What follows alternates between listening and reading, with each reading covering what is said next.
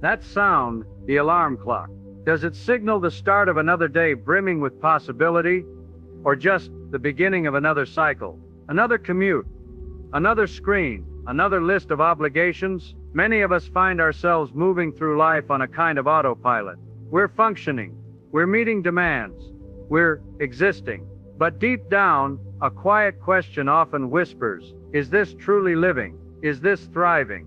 Or have the vibrant colors of life somehow faded to shades of gray? If that question resonates, if you feel that disconnect between the life you're living and the life you sense is possible, then you're in the right place. It's time to wake up. It's an easy pattern to fall into, isn't it? The pressures are real. Responsibilities mount. At work, at home. Financial worries loom. The sheer noise of the world, the news, social media, the endless stream of information can feel overwhelming. Meaningful connection, the kind that truly nourishes us, can feel increasingly elusive. We start telling ourselves stories. This is just adulthood. Everyone feels this way. I'm too busy to change things. Or the most insidious one. Maybe someday when things calm down, we unconsciously accept this state of being stretched thin, reactive, and vaguely dissatisfied, believing that a life of genuine engagement and vitality, a life of thriving, requires some monumental external shift, a lottery win or a personality transplant. We believe it's for other people. But here's a truth that has echoed through generations, a truth often obscured by the complexity we build around it. That feeling of just existing isn't an inevitable sentence. The most significant barrier isn't usually our circumstances. It's often the beliefs we hold and the habits we've allowed to take root. The profound difference between merely getting by and truly thriving doesn't lie in waiting for the world to change for you. It lies in understanding and applying fundamental principles of human nature, principles that govern how we think, how we feel, and crucially, how we interact with others. These aren't complex psychological theories requiring years of study. They are practical, timeless truths accessible to everyone right now. And today we will unpack not just the why we feel stuck, but the concrete, actionable how. How to use these proven keys to unlock a door within yourself, to move beyond mere existence and step into a life where you genuinely start to thrive. This isn't about adding more to your plate, it's about changing the way you carry it. The insights we'll explore aren't my own invention. They are the distillation of decades of observation, experimentation, and proven results. Principles that have helped millions navigate the complexities of life with greater ease, confidence, and connection. We're going to look at the mental traps that keep us existing, and then lay out a practical path, specific techniques you can implement immediately to cultivate genuine interest, manage energy-draining emotions, and build the positive momentum that defines a thriving life. Ready to begin? Let's first address one of the most pervasive thieves of present-moment vitality: worry. I'm not talking about constructive planning or prudent concern. I mean that repetitive, unproductive churning of thoughts about things that might go wrong, or dwelling on things that already have. It's like rocking in a chair. It gives you something to do, but gets you nowhere. This mental preoccupation does more than just make us feel anxious. It literally steals our capacity to engage with the now. We become ghosts in our own lives, physically present but mentally elsewhere, replaying past mistakes or rehearsing future catastrophes. Existing in this state is exhausting. It drains our energy, sours our disposition, and blinds us to the actual opportunities and joys available in this very moment. Dale Carnegie, after his own struggles with debilitating worry, discovered powerful practical methods. One cornerstone was learning to live in day-tight compartments. Imagine watertight doors on a ship, sealing off the past which cannot be changed, and the future which hasn't happened yet, to deal only with the challenges and tasks of today. Ask yourself, what is the problem right now? What action can I take today? Another technique: face the worst-case scenario. Clearly define what you're worried about. Ask what is the absolute worst that could realistically happen. Then mentally prepare to accept that worst case if necessary. From that point of acceptance, you free up energy to improve upon the worst. Often simply defining it shrinks it down to size. Remember the statistics. Studies consistently show a huge percentage, perhaps 80 to 90% of the things people worry about never materialize. Are you spending 90% of your mental energy on ghosts? Think of Sarah. constantly worried about losing her job during company restructuring. She spent weeks imagining packing her desk, updating her resume, feeling the dread. Her performance suffered. Her sleep was disrupted. The restructuring happened, and her role changed slightly, but she wasn't laid off. All that energy wasted. By contrast, her colleague Mark, facing the same uncertainty, focused only on doing his current job exceptionally well each day. He couldn't control the future, but he could control his actions today. He kept his job and his peace of mind. Carnegie often told of people who literally worried themselves sick, developing physical ailments from constant mental stress, only to find relief when they finally applied these principles of focusing on the present and taking decisive action on what could be controlled. Mastering worry isn't about eliminating challenges. It's about reclaiming the mental bandwidth to deal with them effectively, and more importantly, to experience the life happening right now. Escaping this internal prison is fundamental, but once that energy is freed, simply being less worried isn't the full picture of thriving. It creates space. What truly fills that space with richness and vitality?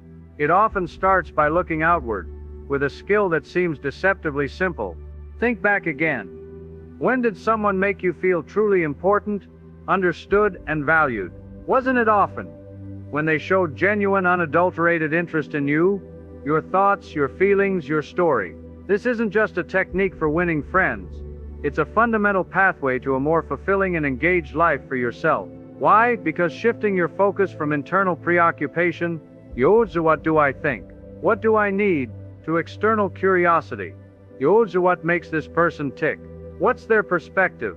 Breaks the cycle of self-absorption that often fuels feelings of isolation and monotony. Merely existing can be a lonely affair focused inward. Thriving almost always involves meaningful connection outward. Becoming genuinely interested in others is arguably the most powerful, yet most neglected key to unlocking those connections. How do we cultivate this? It starts with conscious effort. Remember names. It's a simple compliment, signaling you matter enough for me to remember. Make an effort. Associate the name. Repeat it, write it down if needed. Ask open-ended questions. Move beyond yes/no. Ask questions that invite stories and opinions. What led you to that decision? What was the most challenging part of that experience? What are you most excited about right now? Listen actively. This is more than just being silent. It's showing you're listening. Maintain comfortable eye contact. Nod, offer brief verbal cues like "I see," or "that makes sense." Crucially, listen to understand, not just to formulate your reply. Try paraphrasing back what you heard. So if I understand correctly, you felt, this confirms understanding, and makes the speaker feel truly heard. Talk in terms of their interests. Discover what lights them up, their hobbies, passions, family, work, and steer the conversation there. People love talking about what they care about. Giving them that platform is a gift. Consider the salesman who couldn't close a deal with a notoriously difficult executive. He tried every pitch. Then, he learned the executive was passionate about collecting rare stamps. The next meeting, instead of diving into business, he asked a genuine question about the collection. The executive lit up, talked for an hour, and the salesman listened intently. The business deal followed naturally because a human connection was established first. Interest broke down the barrier. Think of estranged family members. Often, the rift persists because conversations focus on old grievances or surface-level updates. Imagine one person deciding to only ask genuine questions about the other's current life, their challenges, their small joys, and truly listening without judgment or interruption. That genuine interest, sustained over time, can begin to mend bridges that seemed irreparable. It replaces defensiveness with connection. This isn't manipulation. It's recognizing a fundamental human need to be seen and valued. When you offer genuine interest, you receive far more than you give. You gain perspective, you learn, you build trust, and you feel more connected and alive in the process. It pulls you directly out of passive existence. But sustaining this interest, especially when facing challenges or negativity, requires an inner resource, a certain quality that brings these interactions to life: enthusiasm. It's that vital spark, that infectious energy that makes people want to listen, engage, and connect. Think about the people who seem to truly thrive. Don't they often carry a certain buoyancy, a passion for what they're doing, even if it's simple? Yet so many believe enthusiasm is an innate trait, a personality type you're born with. I'm just not an enthusiastic person. We might say resigning ourselves to a more muted existence. But here lies another powerful choice. Enthusiasm can be cultivated. It often follows action, rather than precedes it. The principle is simple. Act enthusiastic, and you will become more enthusiastic. How? Find the hook. In any task, conversation, or situation, actively look for something, even one small thing, that genuinely interests you, or that you can appreciate. Focus your energy there. Amplify your energy, slightly. You don't need to bounce off the walls. Just consciously inject a little more energy into your voice, your posture, your expressions. Sit up straighter, speak a little more clearly, and with more variation in tone. Smile genuinely when appropriate. It's about turning up your internal dimmer switch, not putting on a fake performance. Use vivid language. Instead of saying it was okay, try it was genuinely fascinating, or I found that really encouraging. Choose words that convey a degree of positive energy. Believe in what you're doing, or find what you believe in. True enthusiasm stems from conviction. If you're talking about something you care about, let that passion show. If you're doing a task you find dull, connect it to a larger purpose you do believe in. Imagine having to present dry quarterly results. You could drone through the numbers existing, or you could act enthusiastic. Start with a surprising positive finding. Use stronger visuals. Speak with energy about the implications of the data, and connect it to the team's efforts. Suddenly, the same information feels more engaging, both for the audience and for the presenter. Greeting a store clerk. You can offer a mumbled hello existing, or you can make eye contact. Offer a genuine smile, and say good morning. Hope you're having a good day with a touch of warmth. Acting enthusiastic. That small shift changes the energy of the interaction for both people. Enthusiasm is the energy that animates our interest and actions. It transforms passive participation into active engagement. It makes us feel more invested, and makes our presence more magnetic. It's a vital ingredient in shifting from existing to thriving. Now we've talked about managing our inner state and connecting outward with interest and enthusiasm. But building positive momentum also requires understanding how to navigate interactions when things don't go smoothly. How often does criticism actually inspire change? More often than not, it breeds resentment, defensiveness, and demotivation. It puts people on guard and shuts down communication. It's a tool of existing relationships, often used out of frustration, but rarely effective in the long run. Thriving relationships, whether personal or professional, are built on a different foundation. Sincere appreciation, finding the good and acknowledging it, is profoundly powerful. This isn't about flattery, which is insincere and easily detected. It's about training yourself to look for the positive and express it honestly. Be specific.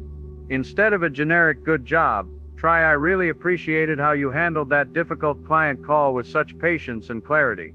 Specificity makes appreciation credible and meaningful. Focus on effort or character. Appreciate not just results, but the effort, the thoughtfulness, the integrity someone showed. I admire your persistence on that challenging project. Make it timely. Offer appreciation soon after the event, when it's most relevant and impactful. When correction is needed, if you must address a mistake, start with sincere appreciation for something else the person does well. This cushions the criticism and makes them more receptive. John, you're incredibly reliable and always meet deadlines, which I truly value. On this specific report, however, there were a few areas we need to refine.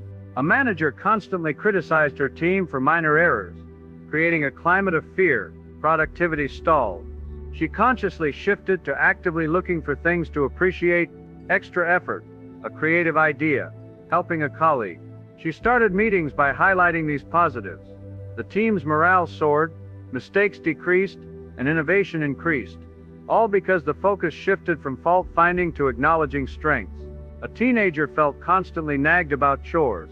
A parent shifted from "you didn't do X" to "thank you for taking out the trash without being asked. I really appreciate that help." The shift from criticism to appreciation gradually improved cooperation far more effectively than nagging ever did.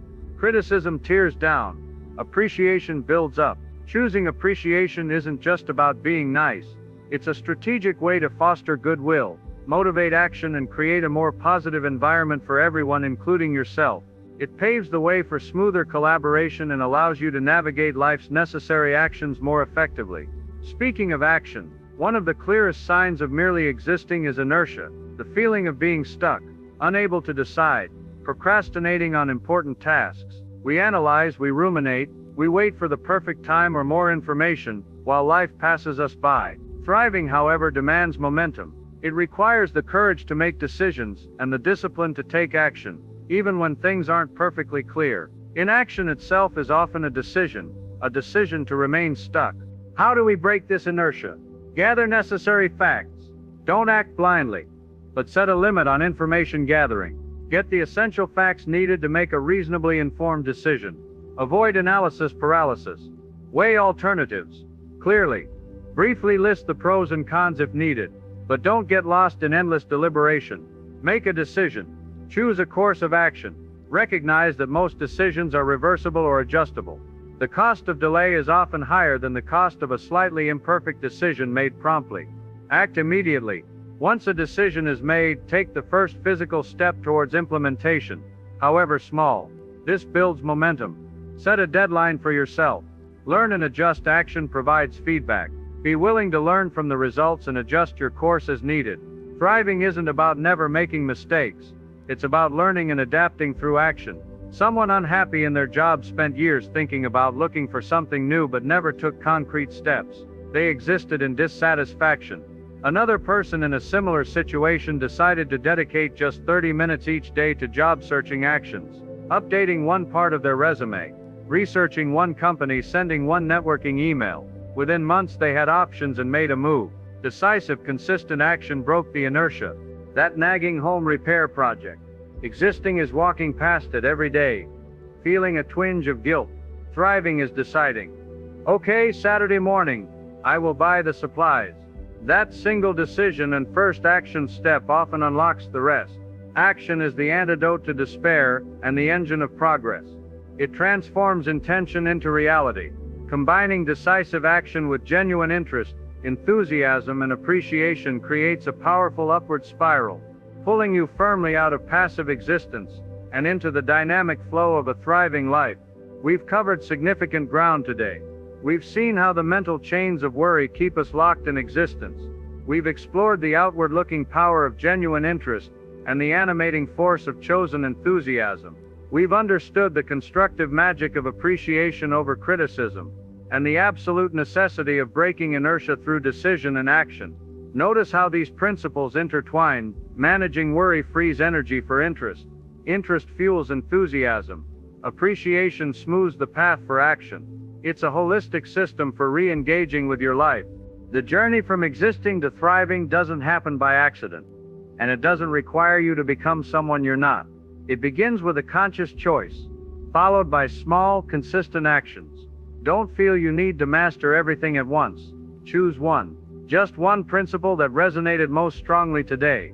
For the next 24 hours, make a deliberate effort. Will you catch yourself worrying and redirect to the present? Will you ask one person a truly genuine question? Will you act enthusiastic about one small task?